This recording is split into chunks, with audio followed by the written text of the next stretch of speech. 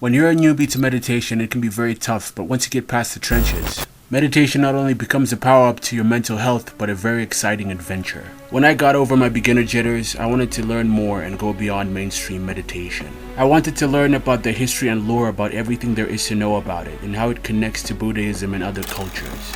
In this video, I'm excited to share a type of meditation that wasn't so popular to me. It's called Samatha. I've prepared a couple of answered questions that will keep you up to speed in terms of all you need to know about it. My promise to you is that at the end of this video, you'll be able to get started.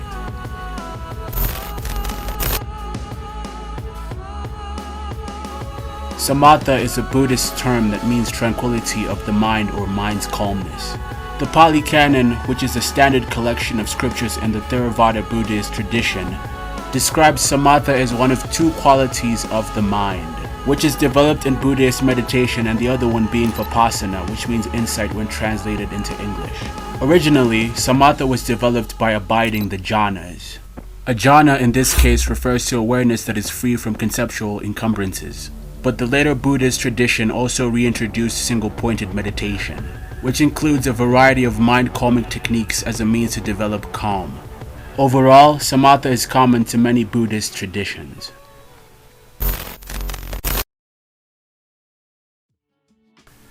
Samatha meditation is a type of meditation that is based on focusing on the mind by concentrating on your breath. Samatha meditation is commonly used in Theravada Buddhism. Theravada in this case meaning teaching of the elders, which is primarily focused on the Arhat path of enlightenment.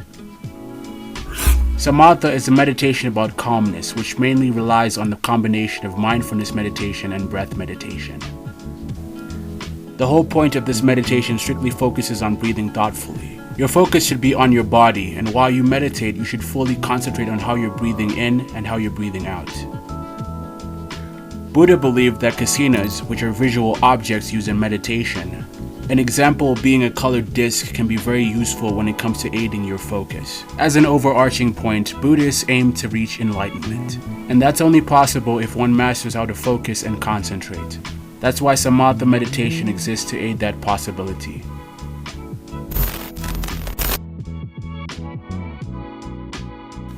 The difference between Samatha and Vipassana is that Samatha meditation is based on calming the mind through breathing and mindfulness, whereas Vipassana is based on clear seeing and insight.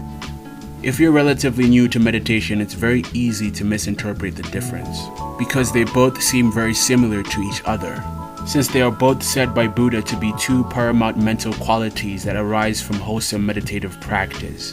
But let's try to clear out the difference. Samatha meditation mainly focuses on calming abiding, which is meant to steady, compose, concentrate, and overall unify the mind. Vipassana meditation primarily focuses on insight, which helps one to see, explore, and discern formations. Vipassana is a more intimate type of meditation due to the fact that, when you practice it, you're supposed to take note and observe the sensations from your body. Sensations such as your emotions, feelings, and thoughts without reacting to them. Vipassana is mostly practiced in 10-day retreats and is usually guided by an expert meditator, whereas Samatha prioritizes focus above all. That's why it's in sync with two of the most popular types of meditation, which are mindfulness and concentrative. There are a lot of precepts involved in this type of meditation, such as the 9 stages of calm and abiding, the 5 faults and 8 antidotes, the 6 powers, and the 4 modes of mental engagement.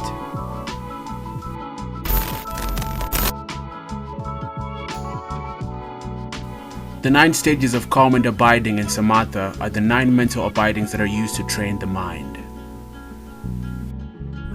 Samatha practice is said to progress through 9 mental abidings that help train the mind, which leads to Samatha Prapa, which is the equivalent of access concentration in the Theravada system. From there to a state of meditative concentration called the first dhyana, which is often said to be a state of tranquility or bliss. Here is a list of all the 9 stages of calm abiding. The first one is placement of the mind. This happens when you're able to place your attention on the object of meditation, but not for very long because distractions and hindrances are very common at this point. The second is continuous placement. This happens when you experience moments of continuous attention on the object before becoming distracted. Usually, you can maintain your attention on the meditation object for about a minute. The third one is repeated placement. This is when your attention is fixed on the object for most of the practice session, and you are capable of immediately realizing when you've lost your mental hold on the object, so you'll be able to restore that attention quickly. The fourth one is close placement. This happens when you're able to maintain attention throughout the entire meditation session, for about an hour or more, without losing your mental hold on the meditation object at all. In this stage, you achieve the power of mindfulness. But however, this stage still contains subtle forms of excitation and dullness. The fifth one is taming. At this stage, you'll achieve a deep tranquility of the mind, but you should be careful over subtle forms of laxity or dullness, and peaceful states of mind that can be confused for calm abiding. The sixth is pacifying. This is the stage in which subtle mental dullness or laxity are no longer much of a threat. But now you'll be prone to subtle excitements which arise at the periphery of meditative attention. The seventh is fully purifying. Although at this point you may still experience subtle excitement or dullness, they are rare. You can easily recognize and purify them. The eighth is single pointing.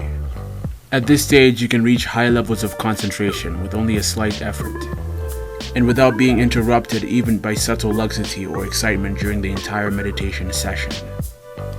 The last one is balanced placement. At this stage, you'll be able to now effortlessly reach absorbed concentration and maintain it for about 4 hours without any single interruption.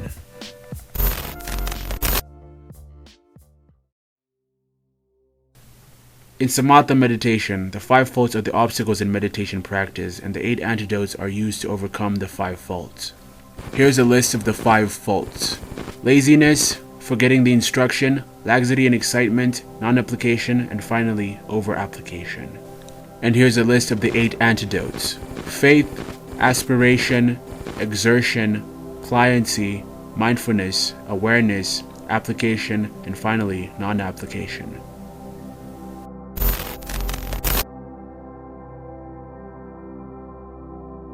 The 6 powers of Samatha meditation are needed to reach Samatha, which is culmination. Reaching Samatha can be identified as the 10th stage in the 9 stages of calm and abiding. Here's a list of the 6 powers: hearing, thinking, mindfulness, awareness, effort, and finally, familiarity.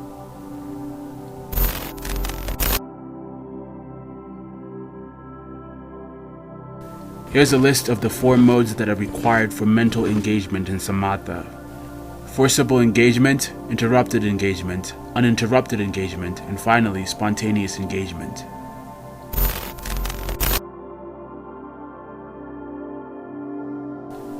The overall benefits of Samatha meditation include increased levels of focus, concentration, and a better control over internal and external impulses. However, other benefits include better sleep, better stress management, clearer understanding over thinking patterns, emotional stability, and finally, increases engagement with the present moment.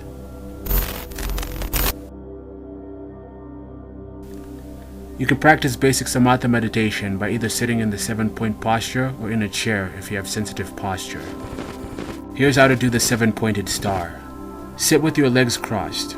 Place your hands on your lap, widen your shoulders, lower your chin, and keep your eyes open or closed. And here's how to practice Samatha meditation while sitting down. Sit in a cushion or chair. Place your hands where you feel comfortable. Keep your shoulders relaxed and chest open. Hold your head at a comfortable level. Keep your eyes open or closed. And now here's how to get started with the meditation based on whether you've picked the 7-pointed star or chose to sit in a chair. Adjust your body in a comfortable position that you can stay in from the start of the practice until you finish. Start by taking notice of your breath as it naturally enters and leaves your body. While you're paying attention to your breath, become detached to the rising thoughts in your mind. Every time you get distracted by a passing thought, keep placing your attention to your breath while affirming the word breathe in your mind or out loud to retain your focus. Keep this up for 10 to 15 minutes each session and be sure to journal your progress right after you've finished meditation. Given how we have covered everything there is to know about Samatha meditation, I hope you've gained the confidence and excitement to get started on your meditation journey. This is Sean from Pyro Mind Hack. Thanks for watching.